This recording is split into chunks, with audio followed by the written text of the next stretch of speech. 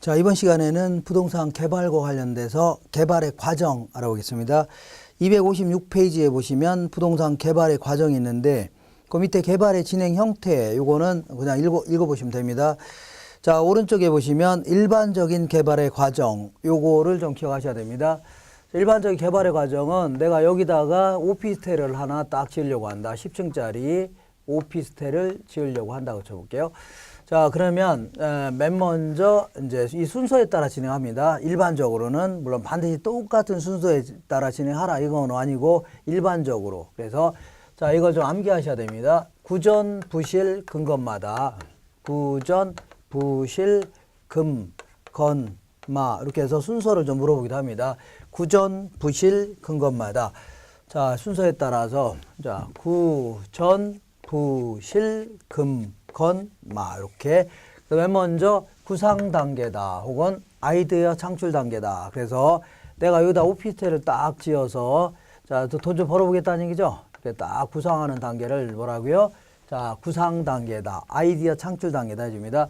그 다음에 두 번째는 이제 전실행 가능성 분석이다. 이걸요 예비적 타당성이다. 이렇게 얘기합니다. 예비적 타당성을 분석한다. 그 얘기는 예비적이라는 것은 계략적으로 한번 수익 비용을 분석해 보겠다는 얘기입니다. 왜 계략적이냐면 자, 이거 아직 땅을 구입한 건 아니죠. 그러니까 땅 구입하는데 얼마가 들어갈지 모를 거 아닙니까? 그러니까 계략적으로 수익 비용을 분석하겠다는 얘기입니다. 그래서 그럼 이걸 하려고 하는 이유는 부지를 구입할지 말지 결정하려고 하는 겁니다. 그래서 여기서 계략적으로 수익이 될 것 같다. 그러면 부지를 구입하는 단계입니다.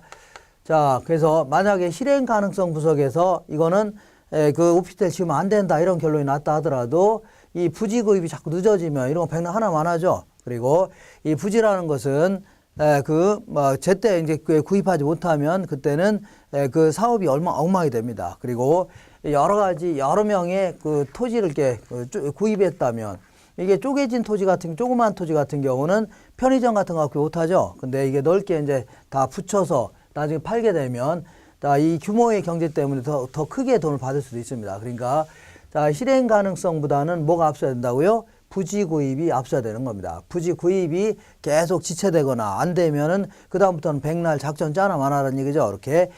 그런 다음 이제 실행 가능성을 분석하는 겁니다. 여기서 이거를 타당성 분석이다. 이렇게 얘기합니다. 자, 이 타당성 하면 항상 복합 개념으로 접근하는 겁니다. 법률적, 경제적, 기술적 측면에서 타당성을 분석하자 그런 얘기입니다. 그래서 근데 우리 개발론에서는 요걸 이런 식으로 설명합니다. 어떻게 하냐면 시장 분석과 그다음에 뭐라고요? 경제성 분석 이렇게 구분합니다. 경제성 분석. 타당성 분석을 이런 식으로 설명합니다. 시장 분석과 경제성 분석이다. 그래서 요거는 좀 기억하셔야 됩니다. 요 순서에 따라 진행하는데 시장 분석은 자, 이 채택이 가능한지 여부, 채택 가능성 여부만 분석하는 이러한 단계고 여기서 최종 결정하는 단계입니다. 최종 개발할지를 결정하는 단계입니다. 이렇게. 자, 그래서 이건 보통 시장 분석은 한 5가지 단계로 진행합니다. 하나, 둘, 셋, 넷, 다섯. 얘는 한요, 이렇게 2가지 정도의 단계 이렇게 진행하는데 자, 요거는 이제 너무 암기할 필요 없고 그냥 느낌으로 아시면 됩니다. 용어 뜻만 정도 알아 충분하고 요 순서는 시장 분석이 먼저 하는 거고 얘는 뭐라고요? 나중에 하는 거다. 이렇게 하시면 됩니다. 그래서 맨 먼저 요 지역을 먼저 분석할 필요가 있겠네요. 저 지역의 뭐 환경을 분석한다 생각하시면 됩니다. 지역의 뭐 인구라든가 소득이라든가 교통망 이러한 각종 환경을 분석하는 거를 지역 분석이다. 그 다음에 근림 분석은 저 오피스텔이 주변에 있는 다른 오피스텔에 비해서 경쟁력이 좀 있냐 이런 걸 주로 따지는 걸요. 이거를 그 근림 분석이다 이렇게 합니다. 그 다음에 부지 분석은 저 토지가 10층을 좀 지으려고 하는데 10층을 지을 만큼 충분히 용적률, 건폐율 이런 공법상의 규제 같은 거는 있나 아니면 환경기준, 일조기준이라든가 아니면은 기반시설 같은 게 갖춰져야 되죠. 그러니까 기반시설이 안 갖춰져 있으면 물 같은 게 안 내려갈 수 있잖아요. 하수구 같은 게. 그러니까 이런 것도 좀 어느 정도 갖춰져 있냐. 언더베이 같은 경우는 또 건물 많이 올리기도 힘들죠. 이런 걸 다 감안해 줘야 되는 겁니다. 이걸요 부지 분석이다 해주고 그 다음에 요거 한 다음에 수요 분석을 통해서 자, 충분한 수요가 있는지를 따져보는 겁니다. 보통은 자, 저 지역의 다른 오피스텔이 과거에 어느 정도 비율로 분양이 되었나 이런 걸 가지고 추세를 가지고 따지는 게 일반적입니다. 자, 그런 다음에 그 수요에 맞춰서 이제 공급을 분석하는 겁니다. 수요에 맞춰서 자, 이 공급을 분양가는 얼마 책정할 것인가, 임대료는 어느 정도를 정할 것인가, 1층은 뭘 입점시킬 건가, 그 다음에 자, 수요에 맞게끔 이렇게 다 이제 자, 자, 어떻게 쪼개서 이제 쪼갤 것인가, 이런 걸 다 분석하는 걸요, 공급 분석이라는 겁니다. 그래서 모든 자료를 여기다 집어넣고 최종 결정하는 겁니다. 그래서 일단은 뭐 세전 현금 수지라든가 세후 현금 수지, 아직 세금은 반영하지 않은 상태에서의 내 손에 나간 돈, 앞으로 들어올 돈 추정해 볼 수 있고, 세금도 다 냈다는 가정하에 내 손에 나간 돈, 들어온 돈을 추정해 볼 수 있고, 그런데 요걸 가지고서 자, 우리 투자론에서 했던 순현가법이라든가 아니면 내부 수익률법 이걸 동원해서 최종 결정하는 겁니다. 최종.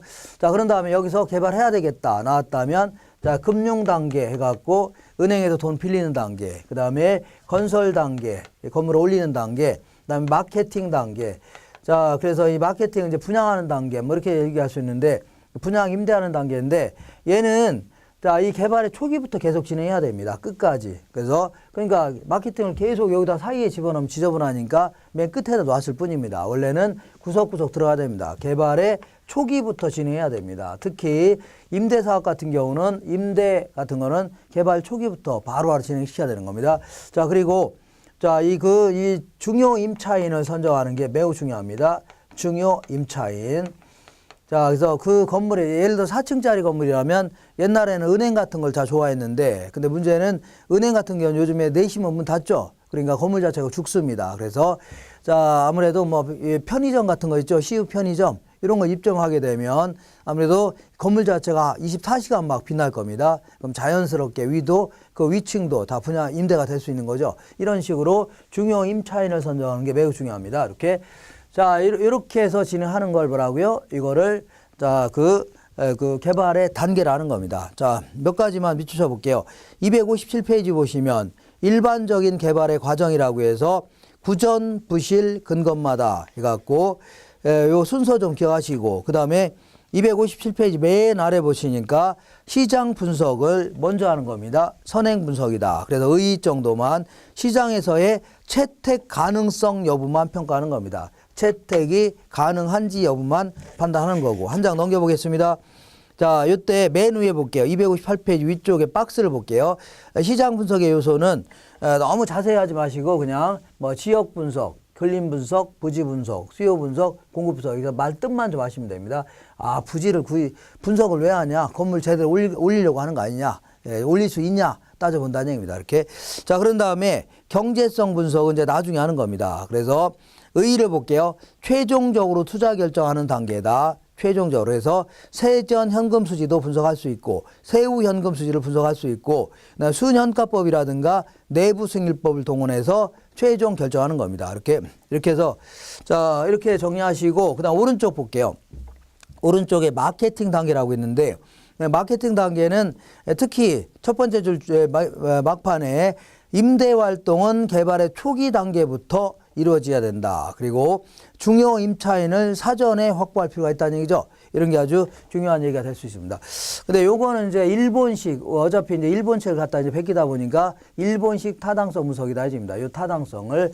근데 이제 2000년도 전후로 해서 이제 미국에서 공부하고 돌아온 사람들이 미국식 어떤 부동산학을 자꾸 도입하기 시작했던 겁니다. 그래서 이 개발론 쪽도 이 부분을 이제 다른 형태의 타당성 분석이다. 이렇게 표현합니다.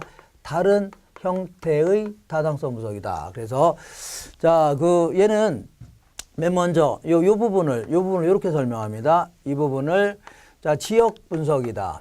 자, 지역 경제 분석이다. 이렇게 얘기합니다. 자, 그리고 요 세 가지 형태로 그다음에 시장 분석이다. 그 다음에 시장성 분석 이렇게 설명합니다. 자, 그래서 여기도 막 똑같은 용어가 있는데 똑같은 용어 하고 하니까 막 헷갈리죠. 비슷한 용어. 그렇지만 문제 풀다 보면 이 부분을 물어보는지 이 부분을 물어보는지 대충 압니다. 그리고 이 부분을 이렇게 얘기합니다. 자, 타당성 분석과 투자 분석 이렇게 설명합니다. 타당성 분석과 투자 분석. 그래서 요건 일단 이제 순서 좀 기억하셔야 됩니다. 순서. 그래서 지시 성 타자 이렇게 하든지 어쨌거나 지시시 타투하든지 지시성 타자다. 이렇게 해서 순서 좀 기억하셔야 됩니다. 그리고 특히 여기서 자주 물어보는 게 요놈과 요놈의 차이점을 자주 물어봅니다. 차이점. 시장 분석과 시장성 분석은 어떤 차이점이냐. 얘는 동종 유형의 부동산이 있다. 자, 예를 들어서 저 지역에 오피스텔들이 있을 텐데 동종유의 부동산들의 시장 전체에서의 일단은 어떤 수요와 공급 상황을 주로 분석하는 거를 수요 공급 상황을 분석하는 거를 뭐라고요? 자, 이 시장 분석이다. 이렇게 합니다. 시장 공급 상황을 분석하는 일종의 거시적 형태의 분석이라면 자, 시장성 분석은 요거는 요번에 개발하려고 하는 부동산, 개발 부동산이 실제로 매매되거나 임대될 수 있는 능력을 분석하는 겁니다. 매매되거나 임대될 수 있는 능력을 분석하는 일종의 어떤 미시적 형태의 분석이 되는데 이때 시장성 분석을 하고자 하는 하나의 특수한 기법이 하나가 있는데 하나의 기법이 흡수율 분석이라는 게 있습니다. 흡수율 분석은 보통 이제 과거 보통 1년 동안, 보통 일정 기간 동안에 어느 정도 비율로 흡수가 되었나, 요걸 가지고서 매매 혹은 임대 능력을 따져보겠다는 얘기입니다. 예컨대 어느 지역이 이제 삼성 아파트가 있는데 삼성 아파트가 최근에 분양한 적이 있답니다. 그래서 여기다가 대림 아파트를 지으려고 하는데 삼성 아파트가 분양하기 시작해서 1년 동안, 보통 분양하기 시작해서 1년 동안 어느 정도 비율로 흡수가 되었나. 예를 들어서 분양하자마자 요이 땅 했더니 분양이 끝났다는 얘기죠. 그러면 그만큼 수요자가 많다는 얘기입니다.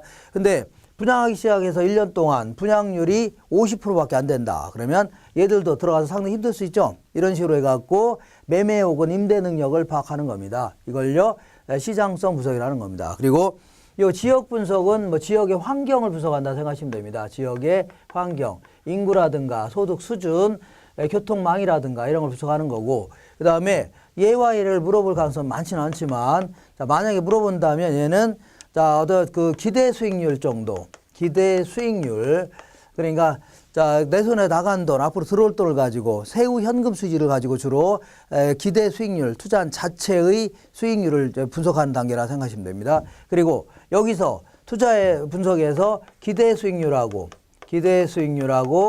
뭘 비교해서요? 요구 수익률을 비교해 봐서 최종 결정하겠다는 얘기죠. 순현가법이라든가 자 아니면 자 내부 수익률법 이런 걸 동원해서 최종 결정하겠다 하는 걸요. 투자 분석이라는 겁니다. 자, 지금까지 한 걸 밑줄 쳐보겠습니다. 자, 259페이지 맨 아래 보시니까 지역 경제 분석. 얘는 지역의 환경을 분석한다 생각하시면 됩니다. 지역의 경제 활동이라든가 인구와 소득, 교통망 이런 걸 쭉 분석하는 걸요.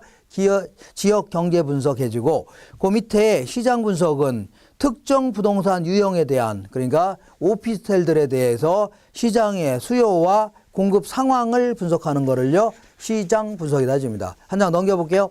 자, 시장성 분석은 자, 개발된 부동산이 시장에서 매매되거나 임대될 수 있는 능력, 항상 매매 혹은 임대 능력 나와야 됩니다. 개발하려고 하는 부동산. 이걸 시장성 분석이다. 그 다음에 타당성 분석은 자, 그 두 번째 줄 보시면 세후 현금 수지를 기초로 해서 나간 돈과 들어온 돈을 비교해서 기대 수익률 정도를 분석한다. 그리고 그 밑에 투자 분석을 통해서 최종 결정하는 겁니다. 두 번째 줄 맨 끝에 보니까 순현가법이라든가 내부 수익률법 이런 걸 동원해서 최종 결정하는 이러한 단계입니다. 자, 이렇게 해서 이렇게 요 순서 좀 기억하시고 그다음에 타당성 분석은 시장 분석과 경제성 분석의 형태로 진행한다. 이 정도. 그리고 요거 다른 형태의 타당성이다 해서 요 순서하고 얘와 얘의 차이점 있죠? 요걸 좀 기억하셔야 됩니다. 자, 그리고 요 지역 경제를 분석하는 그 지역 경제 분석을 하는 그 독특한 기법 중에 하나가 경제 기반 모형이라는 게 있습니다. 이거 좀 알아볼게요. 경제 기반 모형이다.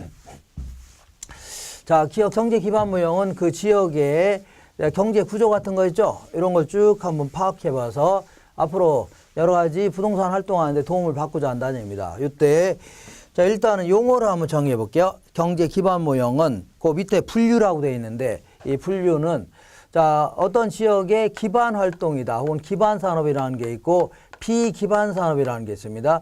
자, 기반 산업은 말 그대로 그 지역의 주력이 되는 산업 있죠? 이런 걸 주로 이제 기반 산업이라는 겁니다. 그래서 예컨대 강릉 같은 경우에는 아무래도 관광 산업 이런 게 이제 기반 산업이 될 수가 있을 겁니다. 주력이 되는 산업이다. 그래서 자, 기반 활동 혹은 기반 산업은 당해 지역의 내부뿐만 아니라 주로 외부에 수출하기 위하여 그 수출을 주로 하는 활동이 있죠. 이런 걸 뭐라고요? 기반 활동이다 해주고, 비기반 활동은요, 당해 지역 내부에서 소비되는 기껏해야 자체 내에서 소비하려고 하는 것들이죠. 그것만 생산하는, 그 정도만 생산하는 그러한 활동을요, 비기반 활동이다 이렇게 얘기합니다. 부족함은 외부에서 수입할 수밖에 없네요. 이런 거 뭐라고요? 비기반 활동이다. 이해가 잘 안 간다. 그러면 이렇게 한번 볼게요. 우리나라 지도가 이렇게 되어 있는데 여기가 이제 울산이 여기 있습니다. 울산. 자, 울산이 여기 있는데 울산은 여기에 현대자동차 공장이 있습니다. 현대 공장은 울산에도 있고 아산에도 있고 그다음에 그 전주 이런 데 있는데, 어쨌거나 울산에는 현대자동차 공장만 있는 게 아니라 자동차와 관련된 모든 비슷한 관련된 산업이 다 들어왔다는 얘기죠. 관련된 공장들이 다 들어왔다는 얘기입니다. 그러다 보니까 아무래도 가정을 해볼게요. 총 고용 인구가 100만 명이라 가정해보자. 100만 명이라고 가정해보자. 근데 여기 구성을 보니까 아무래도 자동차 산업에 종사한 사람이 꽤 많을 수밖에 없네요.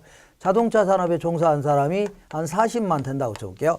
그 다음에 섬유 산업에 종사한 사람들 한 그 5만 명. 그 다음에 자, 뭐가 있어요? 부동산 업종에 종사한 사람들, 이런 사람들은 한 3만 명. 그 다음에 관광산업에 종사한 사람들, 이런 사람들은요, 2만 명. 이렇게 쭉 있겠네요. 이렇게. 자, 그러면, 여기서 이제 LQ라는 게 있는데, LQ가 이제 로케이션, 쿼션 해갖고, 로케이션은 뭐 지역이라는 뜻입니다. 여기서는. 그리고 얘는 할당되어 있다. 주로 뭘로 할당되어 있냐 그런 얘기입니다. 이거를 입지 개수 혹은 입지 상이라는 표현을 쓰는데, 요게 이제 이 지역에서 어떤 산업이 기반 산업이냐 아니냐를 측정하는 척도입니다. 딱 보는 순간 이 자동차 산업이 기반 산업이겠죠. 여기서는 자체 내에서 생산한 거를 자체에서 소비하는 정도만 생산하는 게 아니겠죠. 거의 상당 부분은 외부에 막 수출하는 거 아닙니까? 이런 산업을 뭐라고요? 기반 산업이다. 이렇게 얘기합니다. 기반. 그래서 이 LQ가 바로 이걸 측정하는 척도인데, 자, 만약에 울산 지역의 자동차 산업의 LQ를 계산해봐라. 자동차 산업에 자주 물어봅니다. 이렇게 계산하면 됩니다. 자, 전국의 자동차 산업에 대한 인구 비율 계산하면 10%라고 간주해 볼게요. 예를 들어서 전국의 총 고용 인구는 3천만 명인데 그 중에서 자동차 산업에 종사한 사람이 300만 명이다. 그러면 10%가 종사하는 거죠. 근데 요 지역을 보겠습니다. 요 지역은 100만 명 중에 몇 명이라고요? 40만이 종사하죠. 그러니까 40%가 종사하네요. 그러면 계산하면 4죠. 4는 1보다 크네요. 그러니까 이런 산업을, 1보다 큰 산업을 이 지역에서는 경제 기반 산업이다. 이렇게 표현합니다. 경제 기반 산업이다. 이렇게 좀 되겠네요. 그럼 이번에는 LQ 이거를 이제 관광 산업의 LQ를 계산해 볼게요. 자, 울산 지역의 관광 산업의 LQ는 자, 전국의 관광 산업에 종사하는 인구 비율이 한 10%라고 간주해 보자. 전국. 근데 이 지역은 100만 명 중에 2만 명이 종사하죠. 그러니까 2%밖에 종사하지 않나요? 그럼 계산하면 0.2네요. 0.2는 1보다 작죠. 이런 산업을 이 지역에서는요, 비기반 산업이다 해줍니다. 요거 간혹가다 2년에 한 번 걸로 쭉 물어보니까 계산할 줄 아셔야 됩니다. 박스 같은 거 볼 줄 아셔야 되니까 나중에 기출문제를 풀 때 그때 해결하시면 됩니다. 자, 이렇게 해서 자, LQ를 알아봤고, 그 다음에 추가로 이런 얘기를 해볼게요. 추가로. 만약에 요 지역의 자동차 산업 인구가 10만 명 증가했다 쳐볼게요. 예를 들어서 현대자동차가 시설 확충을 통해서 자동차를 거기서 그 지역에 더 만들겠다는 얘기죠. 그러면 거기에 따라서 자동차 산업 인구가 10만 명 증가했다 쳐볼게요. 10만 명 증가하면 총 고용 인구도 딱 10만 명 증가하려나요? 자, 그렇지 않다는 얘기입니다. 자동차 산업의 인구가 10만 명 증가하게 되면 하다못해 편의점이라도 더 생길 수 있는 거죠. 아니면요, 여행사도 몇 개 더 생길 수 있고, 골프장도 생길 수 있고, 당구장도 생길 수 있는 거고, 그죠? 중개업소도 몇 개 생길 수 있죠. 그러니까 다른 산업까지 파급적으로 증가할 수 있는데, 그러면 어느 정도 증가할 것이냐, 그런 얘기인데, 자, 보시면 요 지역을 가만히 보면 구조 자체를 자동차 산업의 인구가 40만인데 총 고용 인구는 100만 명이라는 얘기죠. 그러니까 자동차 산업에 비해서 총 고용 인구는 2.5배가 많네요. 2.5배. 그러면 결국은 자동차 산업의 인구가 한 10만 명 증가하면 총 고용 인구도요, 한 2.5배 증가해서 25만 명 정도가 증가할 거 아니냐는 얘기죠. 이렇게 해서 나중에, 그러면 여기다 아파트 좀 지어야 되겠다. 이렇게 건설업자가 판단할 수 있다는 얘기죠. 이걸요, 경제 기반 승수 모형이다. 이렇게 합니다. 요때, 자, 요게 이제 자동차 산업 인구가 10만 명 증가하니까 여기다가 2.5를 곱하니까 얼마라고요?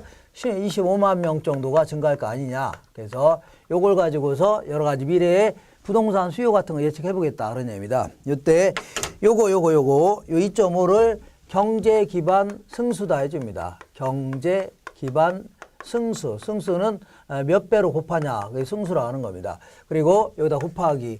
자, 이 수학에서 여기 이제 증가분 해줄게요. 델타. 자, 이 기반 산업의 인구가 10만 명 증가했다는 얘기죠.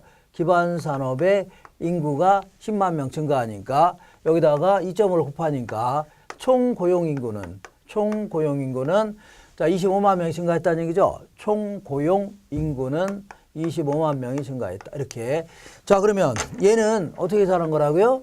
괜히 별거 아닌데 이것분의 이거 해준 겁니다. 그러니까 40만 분의 100만 하니까 자, 기반 산업의 인구분의 총 고용 인구 이렇게 해준 겁니다. 그럼 2.5가 나오죠? 이것분의 이거 해주니까. 그럼 얘는 이렇게 계산이 됩니다. 자, 기반 산업의 인구 비율분의 1 해도 상관없습니다. 그러니까 기반 산업의 인구 비율이 자 40%죠. 40%면 0.4 아닙니까? 1 나누기 0.4 하니까 2.5가 나옵니다. 얘는 이렇게 계산이 되겠네요. 1 빼기 비기반 산업의 인구 비율이 60%죠. 그럼 얘는 40%니까 자 1 빼기 비기반 산업의 인구 비율을 해도 상관없겠네요. 이렇게. 그래도 상관없는 겁니다. 그러니까 너무 신경 쓰지 마시고 이렇게 계산한 겁니다. 이렇게.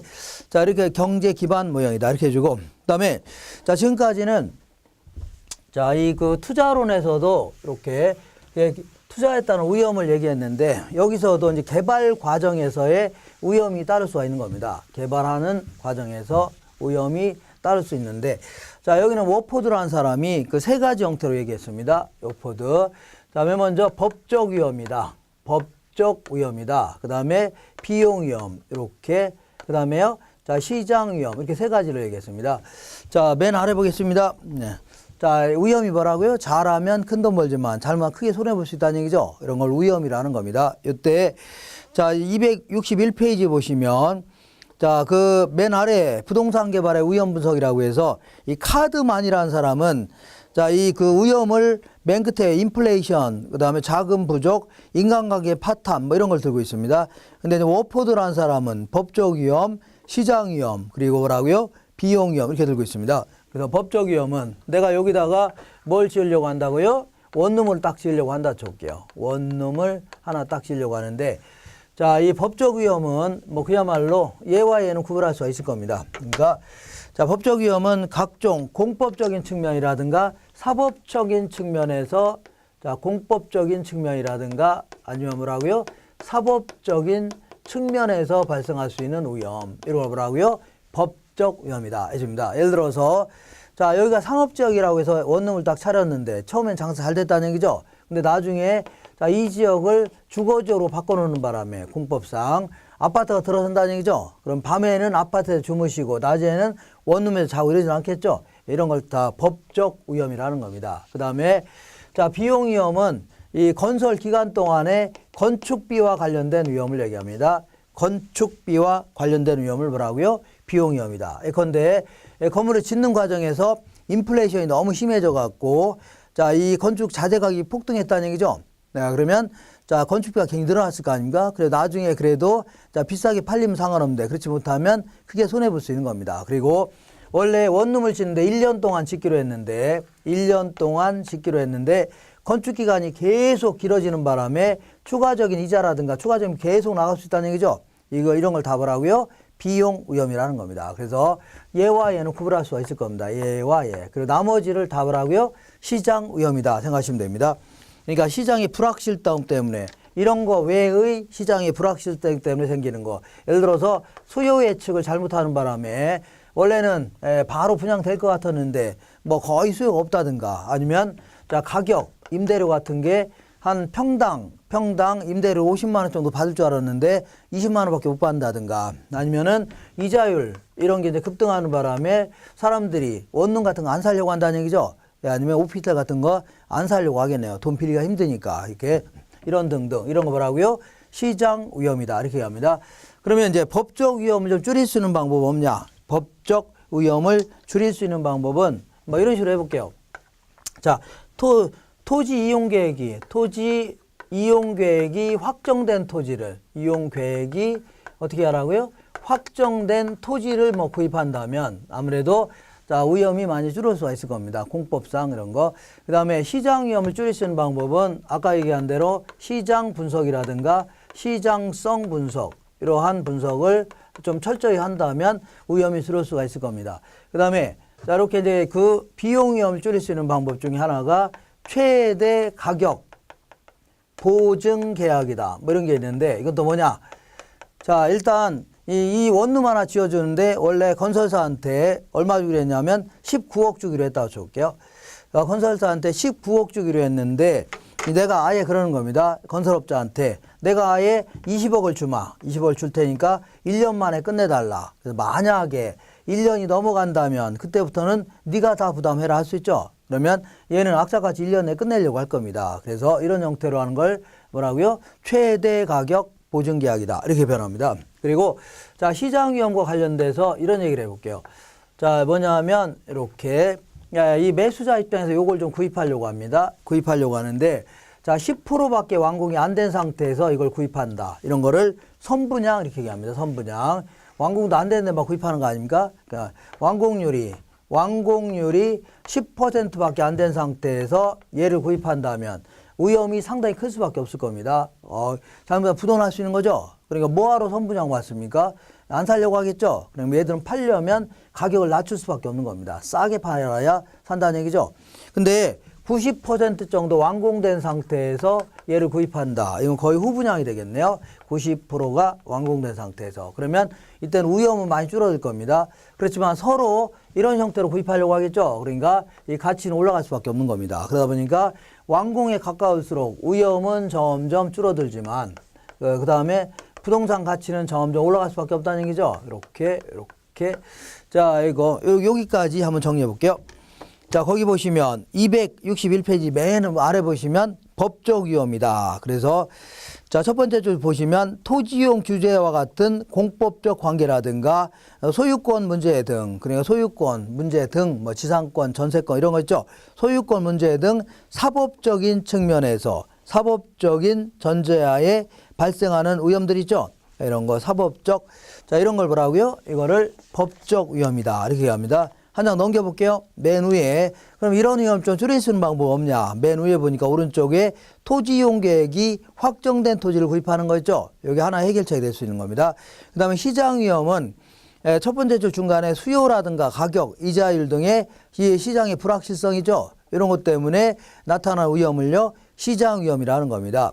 자, 요거를 좀 줄일 수 있는 방법은 바로 밑에 보니까 시장성 분석과 시장 분석 있죠? 이런 걸 좀 제대로 한다면 줄일 수가 있을 겁니다. 그 밑에 완공에 가까울수록 가격은 부동산 가치는 점점 올라가지만 위험은 점점 줄을 수가 있다는 얘기죠. 그런 얘기 매수자 입장에서 그렇게 얘기한 거고. 그 밑에 비용 위험 보겠습니다. 비용 위험은 개발 기간이 길면 길수록 아니면요 인플레가 심해질수록 그 건축비와 관련된 위험은 커질 수밖에 없는 거죠. 이런 거를요 비용 위험이다 해줍니다. 그래서 바로 밑에 이거 해결할 수 있는 방법 중에 하나가 있는데 최대 가격 보증 계약 이런 걸 한다면 위험이 줄을 수가 있는 겁니다. 자, 그 밑에 볼게요. 기출 체크. 부동산 개발 사업 시에 분석할 내용에 관한 설명으로 틀린 것은 자, 민감도 분석은 시장에 공급된 부동산이 시장에서 일정 기간 동안 보통 1년 동안 얘기합니다.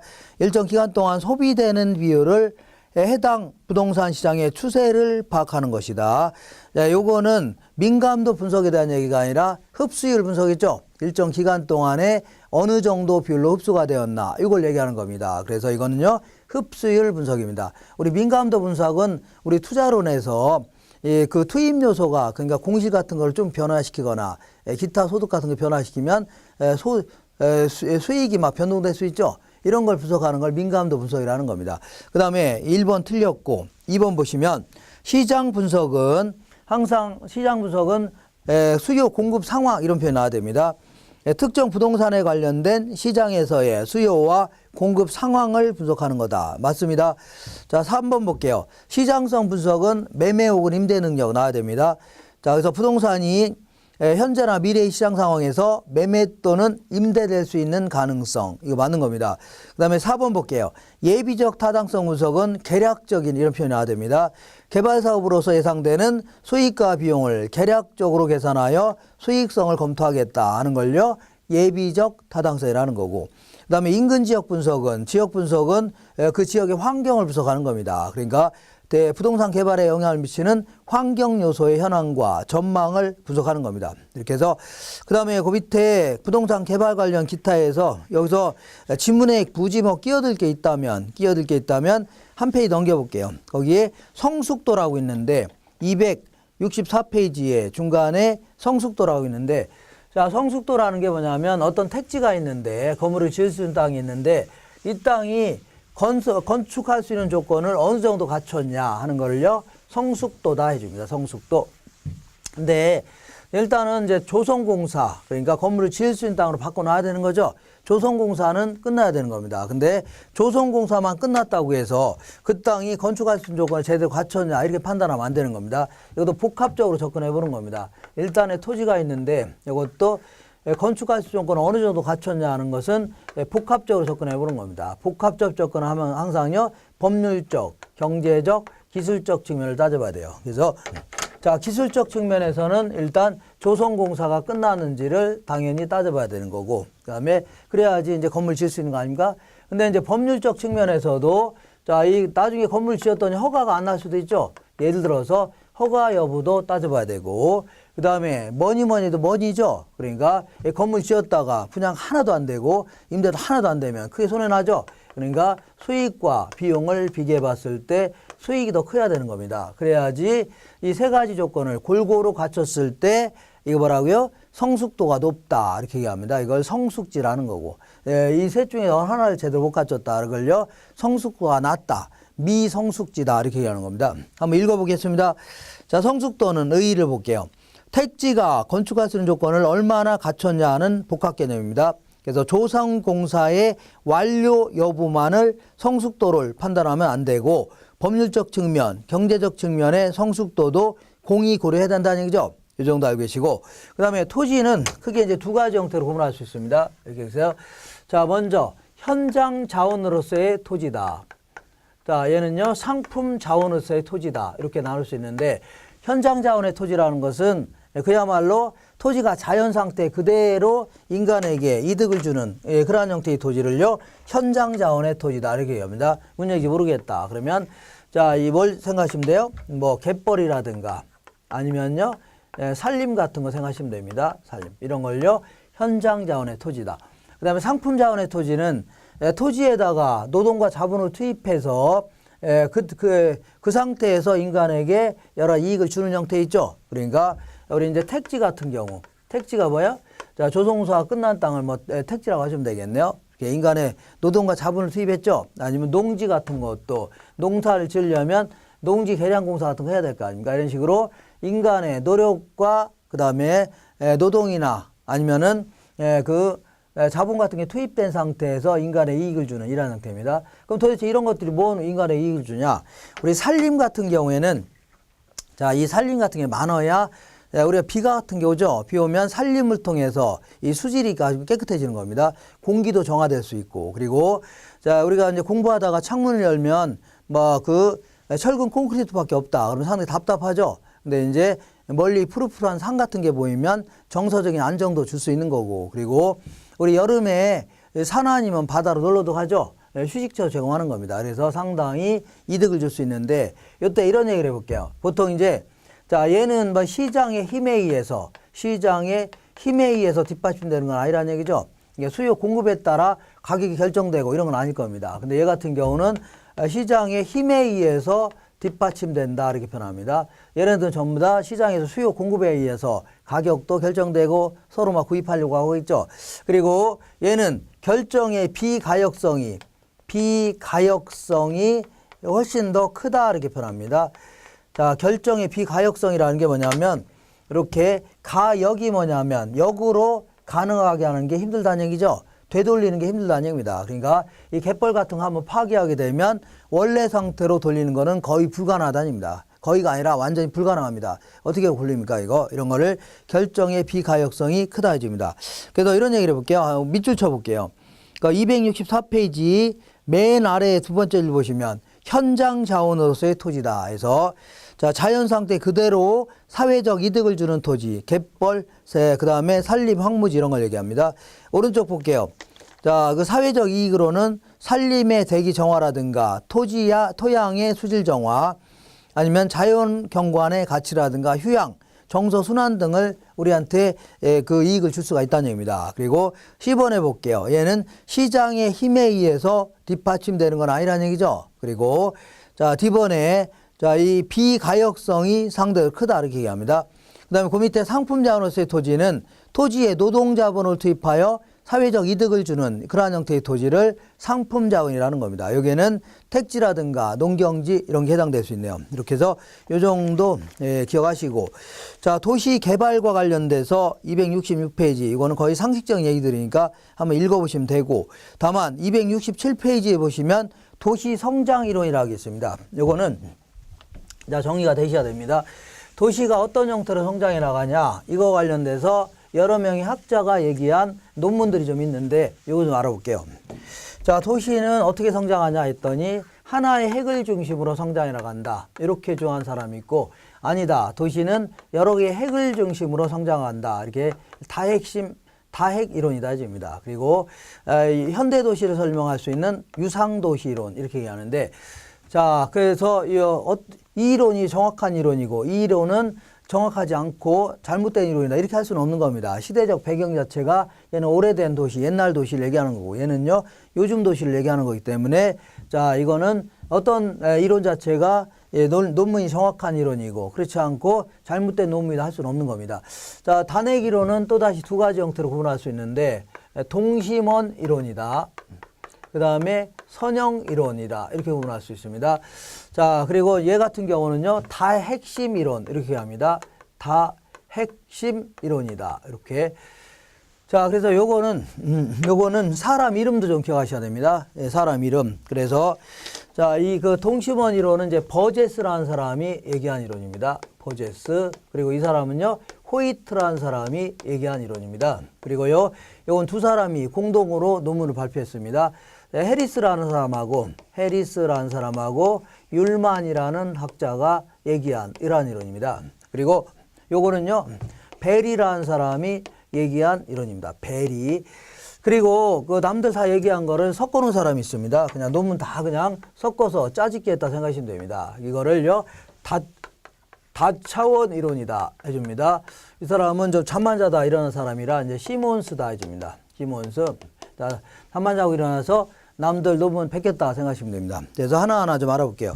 일단 이제 동심원 이론은 밑줄은 조금 이따 치기로 하고 동심원 이론은 1925년도에 시카고 대학교 교수였던 버제스라는 사람이 시카고를 옛날 구도시인 시카고를 배경으로 해서 이 논문을 발표했습니다. 그래서 이 도시라는 것은 이렇게 잔잔한 여못에 돌을 딱 던지게 되면 동심원을 그리면서 이거 퍼져나갈 겁니다. 이렇게.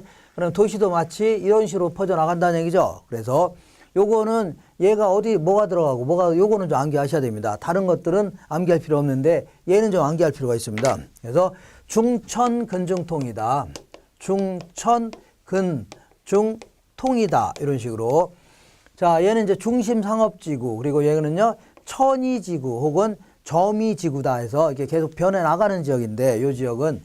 자, 그래서 요거는 이제 보통 이제 도매라든가 경공업들이 주로 밀집되어 있는 이러한 지역을 보통 천이지대 이렇게 얘기합니다. 자, 우리 그 명동에서 조금 나가면 을지로 같은데 이런 데 보면은 무슨 뭐 공장 같은 게 무인장 많죠. 그래 도매라든가 경공업 이런 게 입지하고 있는 그런 곳을요 천이지대 혹은 점이지대 여기서 이렇게 얘기합니다. 그러면 그 근처는 주거환경이 열악하죠. 그러니까 그 근처에는 근로자 주거지역 혹은 저소득층 주거지역 해주면 되겠네요. 그리고 그게 좀 더 벗어나면 좀 살만한 사람들 있죠. 중산층 주거지역 그리고 젊은 사람들 중심으로 해서 통근자 지역 이렇게 진행합니다. 이렇게 그래서 요거 좀 기억하시고 근데 요거는 이제 이게 논밭을 이렇게 잠시 나가면서 도시가 커나간다는 얘기죠. 이렇게 해서 지금까지 한 거를 밑줄 쳐볼게요. 267페이지 보시면 자, 맨 딱 중간에 동심원 이론은 의의를 보겠습니다. 버제스가 1925년도에 시카고를 배경으로 바로 밑에 보니까 중심지에서 동심원상으로 확대되어 5개 지구로 분화하면서 성장한다는 얘기죠. 5개 지구로 분화하면서 성장한다. 그래서 한 장 넘겨볼게요. 자, 그림을 보면 위쪽에 있는 그림 보니까 268페이지 중천 근중통이다 해서 자, 천이지대를 다른 말로 전이지대 혹은 점이지대 이런 표현도 씁니다. 그런 데는 주거환경이 열악하죠. 그래서 가로 근처에는요 근로자들이 주로 거주하는 지역입니다. 이런 식으로 성장한다. 그 부수적인 내용도 좀 정리해 드릴 필요가 있는데 얘는 이 그 도시의 성장을 도시 생태학적 관점에서 설명했다 해줍니다. 그러니까 생태학이라는 게 이 생물과 환경과의 관계를 연구하는 거 있죠. 이런 걸 주로 생태학 해줍니다. 이것도 마찬가지로 인간은 만물의 영장이죠. 그래서 인간과 주변 환경, 다시 말하면 그 농지라든가 임야 같은 거를 잠식해 나가는 거 있죠. 그런 측면에서 주로 설명한 겁니다. 주변에 논밭을 잠식해 나가는 과정 이런 거. 그래서 이런 이질적인 요소가 농지를 막 침입하는 거죠. 이걸 침입한다 해줍니다. 이질적인 요소가 막 들어오는 걸요 침입한다. 그러면서 계속 바뀌어 나간다는 얘기죠. 이걸요. 자, 침입과 그 밑에 볼게 천이다. 천이가 뭐라 계속 바뀌어 나가는 겁니다. 그러면서 완전히 바뀔 수도 있죠. 이걸 계승했다 해줍니다. 어쨌거나 침입과 천이의 과정으로 봤다는 얘기죠. 그리고 자, 니은번에 이거는 튀넨의 농촌 토지 이용 구조를 요거는 이제 입지이론을 때 할 겁니다. 튀넨도 그림을 이렇게 그리면서 이런 데는 뭐가 입지하고 이런 건 뭐가 입지하고 이렇게 설명했는데 이건 언제 나온 이론이냐면 튀넨의 이론은 1826년도에 나온 이론입니다. 근데 요거는 언제라고요? 1925년도니까 훨씬 뒤죠. 그러니까 그와 비슷하게 이렇게 튀넨의 농촌 토지 이용 구조를 토지 이용 구조에 도시 토지 이용 구조에 적용했다 그런 얘기입니다. 그리고 디귿번 볼게요. 디귿번도 중심지에서 계속 멀어질수록 맨 끝에 보니까 자, 첫 번째 줄 맨 끝에 보니까 범죄, 빈곤 및 질병 등 도시 문제는 적어지는 경향을 본다 이렇게 했던 겁니다. 외곽으로 나갈수록 자, 빈곤이라든가 질병, 빈곤 있죠? 이런 거는 줄어든다 이렇게 했던 겁니다. 자, 문제점이 있는데 이거를 어떤 도시가 이렇게 무식하게 성장합니까? 그래서 지나치게 단순화했고 두 번째는요. 교통망 같은 거 전혀 무시했죠. 니은번에 자, 도로 및 교통수단 이거 전혀 무시했다는 얘기입니다. 네, 그래서 나온 게 선형이론입니다. 선형이론. 자, 선형이론은 결론은 이겁니다. 결론은 1939년도에 호이트라는 학자가 미국의 139개 도시를 다 끄집어낸 다음에 분석해서 논문을 발표했는데 결론은 이겁니다. 결론은 그 교통망이 좋은 곳에는 고소득층들이 입지한다. 그리고 교통이 안 좋은 곳들은요 저소득층이 입지한다는 얘기죠. 이런 게 가장 주된 내용입니다. 그래서 이 사람은 논문을 이렇게 발표했는데 여기는 뭐가 들어가요? 이건 안 물어봅니다. 그냥 논문을 이렇게 발표했던 겁니다. 그래서 자, 여기다가는 이제 산업도로를 그린 겁니다. 트럭이 왔다 갔다 하는 도로. 그 다음에 여기는요, 도시와 고속도로. 서울로 치면 올림픽대로 이런 거 생각하시면 됩니다. 자, 그러면 이게 중심 상업지구부터 출발해서 산업도로를 끼고는 뭐 도매라든가 뭐 경공업 이런 게 자꾸 입지할 겁니다. 자, 도매라든가 경공업. 그리고 이렇게 자, 이 그 도시와 고속도로, 올림픽대로 이런 거 끼면 그 근처에는 막 20억, 30억짜리 아파트가 즐비하죠. 고급 주택들이 즐비할 겁니다. 이렇게. 자, 이렇게. 그러니까 이러한 산업도를 끼고는 이렇게 그림을 그린 겁니다. 자, 이건 주거 환경이 상당히 열악하겠네요. 그러니까 이 근처에는 아무래도 저급 주택들이 입지할 수밖에 없는 겁니다. 이렇게 저급 주택들이 입지한다. 이렇게. 자, 그리고 이렇게 어중간한 지역. 이 어중간한 지역은 중급 주택들이 입지한다. 이렇게 이렇게 설명했습니다. 요거. 그래서 요거를 반을 딱 자르면 부채를 딱 편 모양이죠. 이거 부채꼴 모양 이론이다. 이렇게 되게 합니다. 축이론 이렇게 되게 합니다. 자, 선형이론 알아볼게요. 자, 요거는 제가 아까 좀 잘못 얘기했는데 139개 도시가 아니라 142개 도시를 끄집어낸 겁니다. 연도가 1939년도입니다. 호이트라는 사람이 이거 뭐 미국의 142개 도시 이런 얘기는 안 나옵니다. 어쨌거나 호이트라는 사람이 1939년도에 그 바로 밑에 보니까 미국의 142개 도시의 자료를 분석해서 논문을 발표한 건데, 자, 그 옆에 볼게요. 그 토지용은 도심에서 시작되어 점차 교통망을 따라서 동질적으로 확장된다는 얘기죠. 그래서 바로 밑에 줄 보시면 도로에 따라서 부채꼴 모양 또는 이거를요 축이론 이렇게 되게 합니다. 이렇게 이룬다 해서 부채꼴 모양 이론이다 혹은 축이론 이런 표현도 씁니다. 그래서 내용을 볼게요. 고급주택은 교통망의 축에 가깝게 입지하고, 오른쪽 볼게요. 중급주택은요 고급주택의 인근에 입지한다. 중급주택은요 고급주택 바로 근처에 입지한다는 얘기죠. 이렇게. 자, 그 다음에 저급주택은 전혀 교통이 안 좋은 곳 있죠. 주거환경이 열악하고 교통이 안 좋은 곳에 입지한다는 얘기입니다. 그래서 이거를 저급주택은 반대편에 입지한다는 얘기죠. 그래서 자, 그러다 보니까 결국은 주요 간선도로망을 따서, 간선도로라는 게 그 지역의 동맥이 되는 주요 도로 있죠. 주요 도로를 중심으로 해서 소득 계층별로 주택지가 형성된다 이렇게 했던 겁니다. 근데 이제 문제점도 좀 있는데, 자, 이 사람은 이제 고급 주택 지역들 있죠. 다시 말하면 고소득층들이 이렇게 이사 가는 과정, 옮겨 나가는 과정을 중심으로 해서 이거 좀 설명했다 보니까 아무래도 고소득층 고급 주거 지역을 지나치게 강조했다. 이런 좀 단점도 있고, 그다음에 두 번째는 어떻게 도시가 하나의 핵만 중심으로 성장하느냐. 다양한 색을 중심으로 성장할 수 있다는 얘기죠. 2번 볼게요. 니은번. 현대도시는 부도심의 기능이 높아지고 있으나 이를 설명하지 못하고 있다는 얘기죠. 그래서 나온 게 다핵심 이론입니다. 해리스라는 사람하고 율만이라는 사람이 얘기한 이론인데 이걸요 다핵심 이론 이렇게 합니다. 다핵심 이론. 핵심이 여러 개라는 얘기죠. 자, 다핵심 이론이다. 그래서 요거는 해리스라는 사람하고 율만이 1945년도에 영국 런던을 배경으로 해서 이걸 발표했는데, 제가 영국 런던을 잘 모르니까 안 가봐서, 그래서 우리 한국 서울은 좀 압니다. 서울은 이제 명동을 중심으로 해서 도시가 성장할 수 있고, 그 다음에 대학로 같은 걸 중심으로 해서 문화의 도시 이런 게 성장할 수 있겠네요. 그 다음에 여기는 이제 영등포를 중심으로 해서 공업도시가 성장할 수 있고, 뭐 테헤란로 이런 쪽을 중심으로 해서 신흥 상업도시 성장할 수 있고, 뭐 청량리를 중심으로 해서 또 도시가 성장할 수 있고, 이렇게 다양한 핵을 중심으로 해서 성장할 수 있다는 얘기입니다. 이걸요 다핵심 이론이라는 겁니다. 자, 읽어보겠습니다. 읽어볼게요.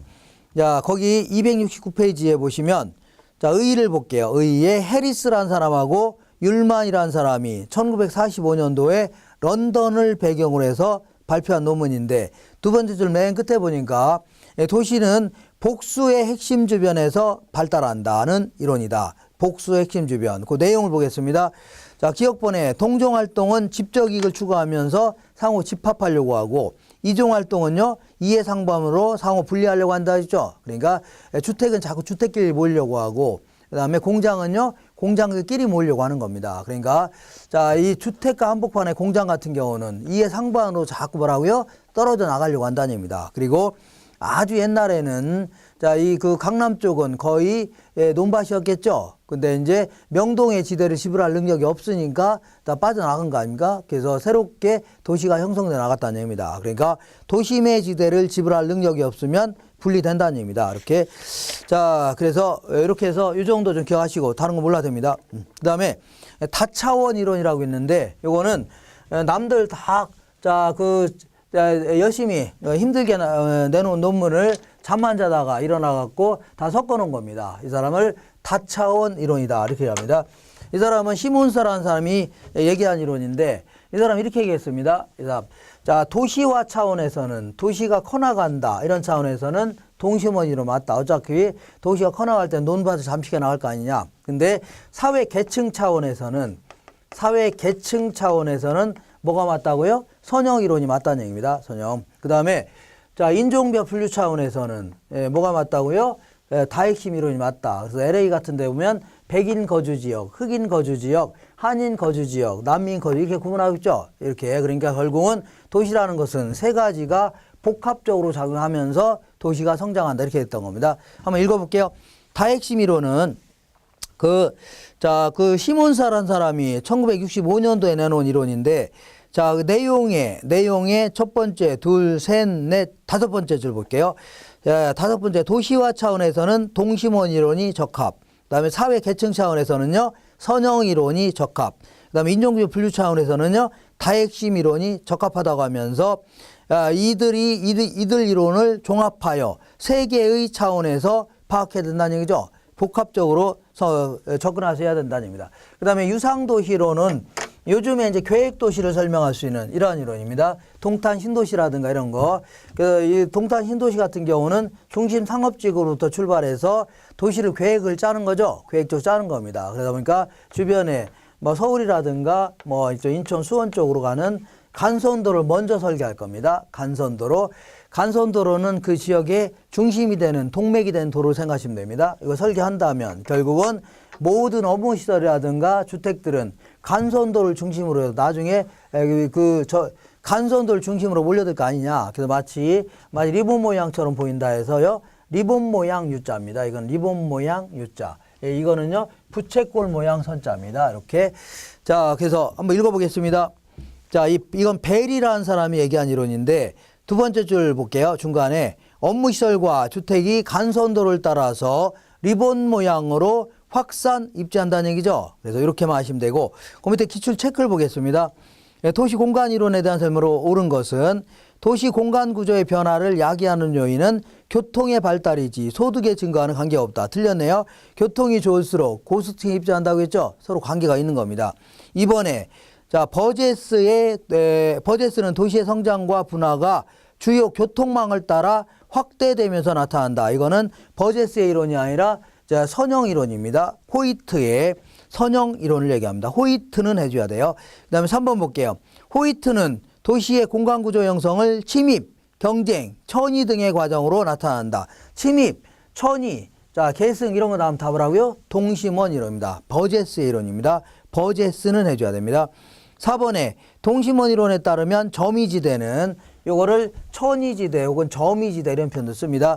점이지대는 공업, 그 고급 주택 지역보다 도심으로부터 원거리에 위치하는 게 아니라 자, 고급 주택 지역보다는 도심의 근거리에 위치하겠죠. 근거리에 위치한다 해줘야 돼요. 이거 틀렸고 5번 볼게요. 다핵심 이론에서 핵심 요소에는 공업, 소매, 고급주택 등이 있으며 도시 성장에 맞춰서 핵심의 수가 증가하고 특화될 수 있다는 얘기죠. 공업도시가 성장할 수 있고 상업도시가 성장할 수 있다는 얘기죠. 이런 식으로 특화될 수 있다는 얘기입니다. 그리고 이거는 맞는 편입니다. 약간 어렵게 얘기했는데 자, 이렇게 해서 뭐까지 알아봤어요? 도시 공간 구조 이론까지 알아봤습니다. 잠시만 끊었다가 부동산 이용론 알아보겠습니다.